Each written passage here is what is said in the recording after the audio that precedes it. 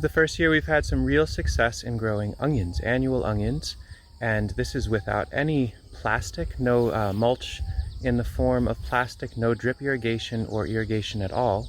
It's in an open field down the road from where Sasha and I live.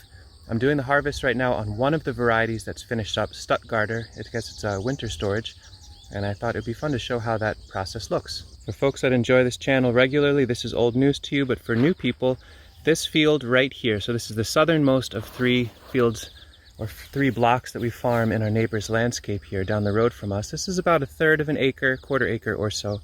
And 3 years ago, this was sod. And then 2 years ago, we transitioned this into potato production for a season. At the end of the potatoes, they came out, we went immediately into garlic. And the garlic grew last year and it came out, we cover cropped it. And now this season we can do all sorts of other things. We're doing some potatoes again in beds that got weedy, but now we're moving over to some different crops like leeks and tomatoes. There's persimmons for our nursery, but I digress. This bed right here is weedy. Yes, that's true. If I had black plastic on the ground or tarps and that kind of thing, there'd be less weeds, but there'd be more phthalates and less life too. But what's coming out are some beautiful onions with no plastic or irrigation, no chemicals, minimal tillage, certainly not machine tillage. The tillage was done by the potatoes being here and all of the hilling, and then the digging of the potatoes, the planting of the garlic, then the digging of the garlic. Each of those are tilling events, but they're actually obtaining a yield of a crop. And so now we're at a place where the soil is moving towards permanent raised beds. I'm in here with a little mini broad fork digging the onions out, and while I'm at it, I'm pulling out the roots of the perennial weeds one more time, and I'll get them into this common windrow walkway where we will do, you can see a furrow here from building these beds. This will receive all the weeds from the persimmons and thyme on the south and from the onions on the north, from any of the tomatoes trimmings. So we'll have a windrow of compost that can laterally feed the beds later on. This is on contour, and this bed I'll talk about in a moment, but I'm going to transition this into parsnips, carrots, and turnips today so that we don't leave this soil bare. But for now, I got to finish up the rest of the harvest. You can see the onions in here. Yep, it got weedy, but whatever. There's just soil coverage and life, and the onions are not too bad. I'm a little more than halfway through the bed. I'm just putting all of the onions right now into a common walkway as they come out, and then I can finish the weeding, and then we can loosen up this soil and get it sown out. Some observations is I'm seeing any patches here where there's deep deposition, the soil life is beautiful. So for example, here's a bed just to the north of those onions that has cuttings of elderberry that were put in the fall.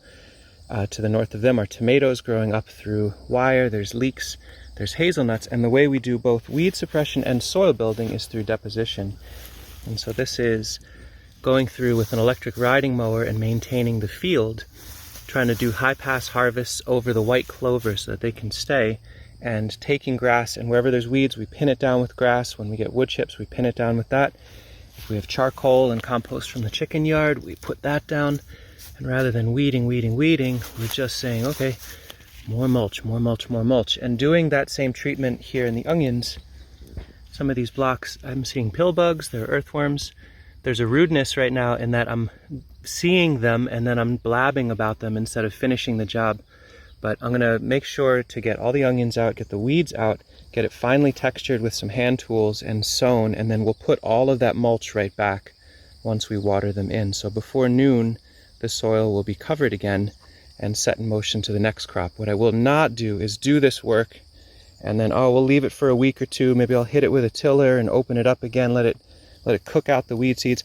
There's moisture in here, there's vibrant life, there's fungal networks forming, and it's rude of me even now just chatting, showing this worm, showing the fungal life in the early morning sun. So I'm going to try to finish this work expeditiously, but it's kind of neat to see how much life can form in these fields through building of permanent beds with deposition as the main driver, and making sure coverage is such an important part of it. It's a quick shout out here to a tool that we've been using for years that I really love. It's not cheap.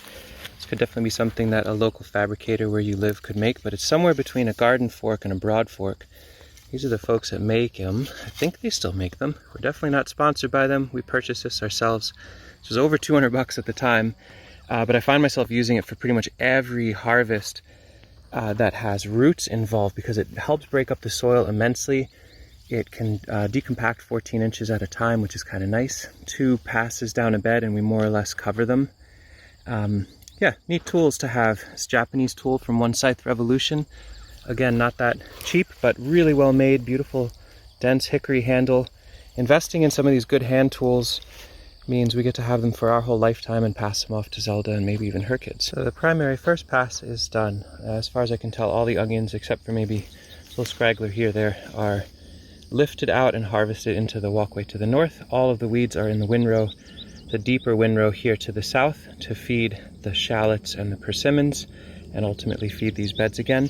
Weeds will come back through here for sure, but we can always just pull them and fold them right back. And if we get a really heavy rain, there's a nice bucket here, a nice long trough that can fill with water and leach all that nutrient. But the main point is the onion. I've never had this level of success. We've had onions in the past, enough to enjoy for the rest of the summer, a little into the fall. But this is the first round of harvest. There's about 3 more this size. How do we cure these? Share some notes. I talked with my dear friend Eric over at Black Creek Farm and Nursery. He shared some ideas. Check out his channel for more information on all sorts of growing things. But what do you folks do to cure onions so they store beautifully for the winter? I'm using this little tool. You can use any sort of hand tool with hooks. I find these at the reuse store, like small dinky ones for $1 or $2. This one was expensive, but I really enjoy how strong it is. One Scythe Revolution has these. I'm not trying to suggest all the bougie tools, but they are things we use all the time. And I bought that one too. I went through and broke up, so there's going to be 4 rows in this bed when it's all said and done. I want to do purple top turnip on the very edge. As a brassica, it's extremely fast to germinate and pretty good at competing with the inevitability of the weeds, this boundary between the bed and the walkway. If I did carrots, they could get lost to the weeds pretty easily. There'll be a row here of one variety of carrot, another variety of carrot, and then I'm toying with either turnips again on the northern line or parsnip, as we have a ton of seed standing in the field. When we save seed in these informal ways, sometimes the timing just works out beautifully that the seeds are ready as the beds are ready. These were cultivar parsnips we planted a few years ago, and they've just overwintered, borderline naturalized in here. They're starting to compete with the grass. You can see all their seedlings. Maybe they've mixed with wild parsnip, I don't know, but wild parsnip's edible too. And these seeds are pretty close to perfect ripeness, so either we use these seeds straight off the stem, I magic wand them, just cut and grind them right into a garden bed, or we find some spot nearby. Maybe we're digging up another bed of potatoes somewhere nearby and get these seeds directly into the earth rather than having to winnow and save. Your lettuce seed is bolted, it's flying off the stalk. Where can you sow that seed for the next thing? Where do you put that red Russian kale stalk that's loaded with seed? Did you just pull out a dead pepper? Lay it there. Anyway. I realized I was talking up all these tools that you can go out and buy, and I should definitely, if it's an Edible Acres video, at least mention a tool you can make yourself for sure. I'll talk about this in greater detail. We want to make another video. We find ourselves using this shovel all the time. I took an angle grinder to a shovel, a normal profile shovel, that the tip had died. It kind of cracked off over overuse. You can see there's already fissures here. This thing broke off. So this is a really used shovel. And angle grinded these 4 cuts, which brings it to a point, and then filed it.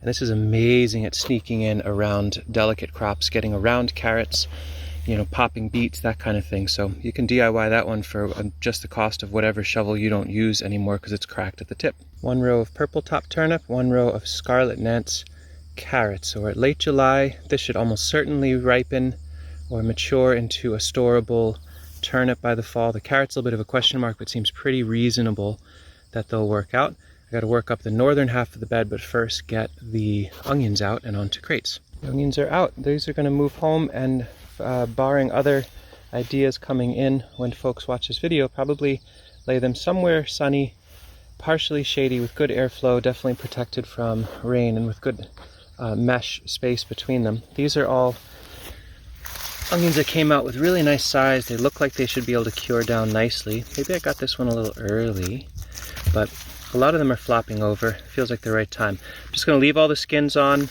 look for rot as needed, and pull those. But these are going to be hopefully for storage, as well as these.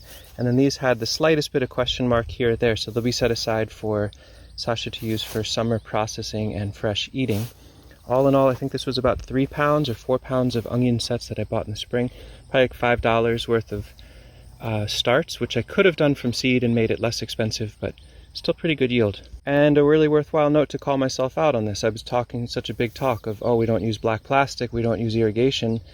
That's true for the growing of these, but I'm definitely transporting them in black plastic. So good reminder to keep the judgment to a minimum whenever you can, because there's a good chance for hypocrisy if you push it too hard. If I was going to sow something like buckwheat or sorghum or Sudan grass or sun hemp amaranth into a bed like this, I don't think I would go through with a fine-tooth comb. I used this pointed shovel and broke up the clods and kind of scraped little troughs here for these finer seeds. So there's very distinctly 4 rows, and things like carrots and beets feel valuable enough and precious enough to do that sort of prep work.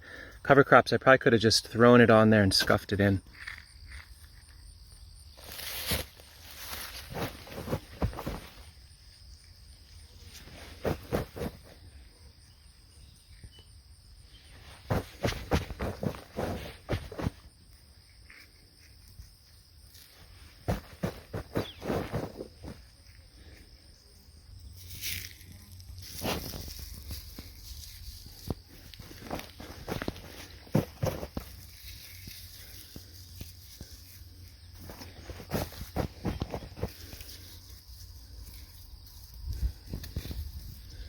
We had some seed starting mix that we made from our chicken compost cut with a little perlite that sat out in a container in a driving rain, got super saturated, a little too gooey, juicy for starting fine seeds in flats, but really nice water holding cap for all these seeds. So all 4 rows are set in motion.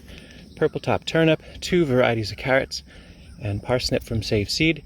I'm going to water this in with rainwater, mulch with these cached wads. Basically, when I don't have time to mulch in detail when I'm using the riding mower, I just put them in these deposits, and it can really finely fluff this over the bed. But we're going to soak that soil first. 10 gallons of water, that's it for the rest of the season. Nice mulch, and we'll hope that they do really well. We'll follow up on this as it evolves.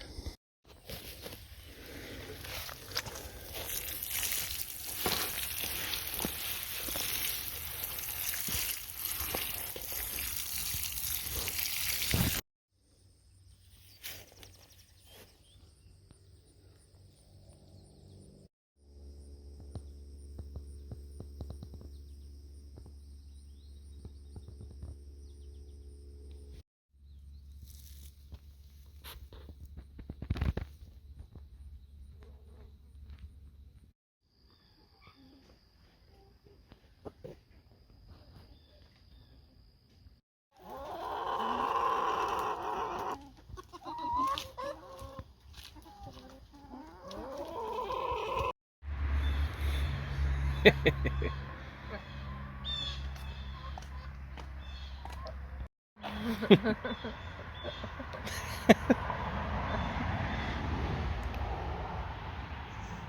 be awesome if